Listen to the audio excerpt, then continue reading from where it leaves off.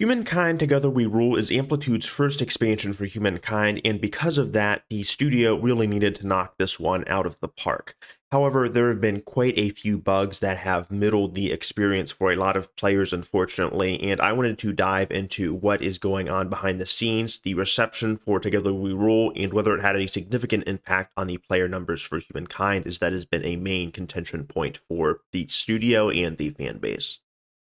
Looking at the player numbers, any way you cut it is not good. 1,794 players playing an hour ago, and then 2,294 players at the 24-hour peak. When you look at it in isolation, it is okay, but when you look at 55,232 players at the all-time high, they have a lot of work to do, and the expansion and what many players were hoping was that this would be reviving the player base. However, when you take a look at the actual numbers in terms of the all-time highs, there have not been any noticeable peaks, and Together We Rule has only really been competing with some of the other smaller DLC packs. Something I want to try to avoid doing with this video in order to maintain transparency and integrity is to not view this release in isolation. I think it's important to compare the other various releases, specifically Amplitude's other releases such as Endless Space 2 and Civilization 6, which is, in my opinion, Humankind's biggest competitor. When you take a glance at Civilization 6's numbers, ever since release, it has been hovering around a comfortable 50,000 player number, and the expansions and smaller content packs like the Indonesia DLC wave has helped that significantly. While Endless Spaces 2's numbers are not nearly as good as Civilization 6, at least with some of its peaks, it has hit well above 50,000 players, so it really just makes me curious as to why Humankind has not been performing too well. However, I think it has to do a lot with how they are marketing the game and how Amplitude games in general seem to have a bit of a problem breaking through in terms of advertising and how they reach out to players. This may just be me, but I can always fondly remember the hype seasons for Rise and Fall and Gathering Storm, where you had these fantastic different leaders that had all of these individual abilities that had a great reception with an individual narrator that really gave these trailers life and helped generate promotion and hype for the game and really bolster that hype season as you were getting the first drop on all of these different characters. And while there is a stark difference in terms of the gameplay for Civilization 6's more one-on-one approach, I'll say, with the leaders, and then Humankind's focus on building a culture, it's really bizarre, I must say, that Humankind has not at least tried to make more videos highlighting the game features, and the videos that they do make highlighting the game features at least do receive some kind of support and positive reception, but I feel that they just missed the mark in terms of representing new cultures and trying to put more focus on them. On their channel alone, they only put out 3 trailers for the expansion, and this expansion is costing around $18 to $20, which is competitive with Rise and Fall and some of Civilization 6's, larger expansions, which really begs the question of why isn't there more money being put into the marketing for this expansion.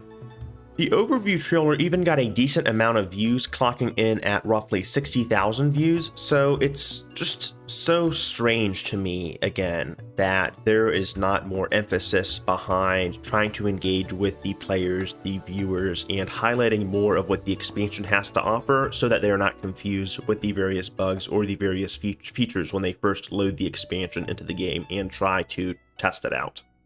The last thing that I wanted to talk about was the release of the expansion, and we have some very, very poor ratings with a mixed review score overall, and only 54 reviews for an expansion. The Latin America Culture Pack and the Africa Culture Pack actually had surprisingly some better review scores than the expansion, which does not seem to lead or indicate that the franchise or Humankind as an individual game is headed into that bright of a direction.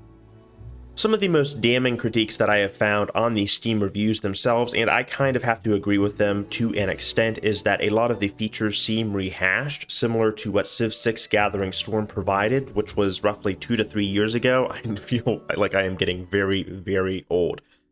But regardless, they have really rehashed a lot of these features, I feel, and some of the people in the comment section feel that too, and they also have launched with a ton of bugs on top of that, and that leads to very bad impressions with some of the newer players that are coming to Humankind from older games like Civ 6. And that's really what Humankind needs to do here. It needs to set up a base where it can start leeching some of these Civ 6 players, because there are still a sizable portion of Civ 6 players playing the game, 50,000, that Humankind could at least hope to leech like 10% of them off. And while I don't know if they'd be able to turn them completely away from Civilization 6, I feel that they could do a way better job if they had a more solid marketing approach. The last thing that I want to talk about today is, and this is going to be another nitpick, timing. I think that the devs at Amplitude decided to release the expansion a bit too late. I think they could have at least launched the Cultures of Africa pack or the Latin America pack,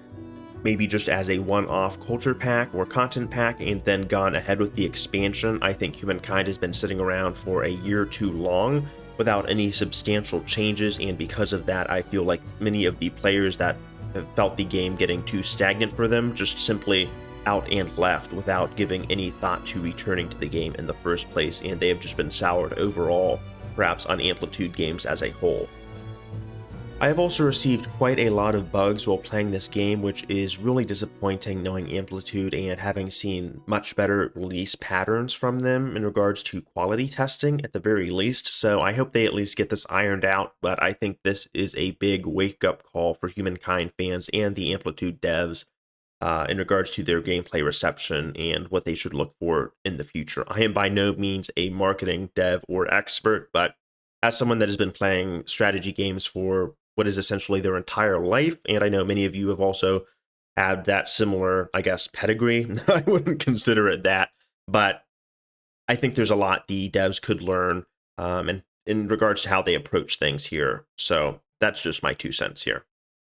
Speaking of Civ 6, I also have a video out on their newest DLC that was leaked, quote unquote. So if you want to go watch that, please go check out the link at the top right hand corner of the video. Otherwise, thank you guys so much for supporting the channel. We have had an incredible past month, although it has been quite slow in regards to the release date and all of the news with some of the bigger, I guess, titles like Civ 6. So thank you guys so much for watching. Love you guys, and I hope to see you guys later. All right, peace.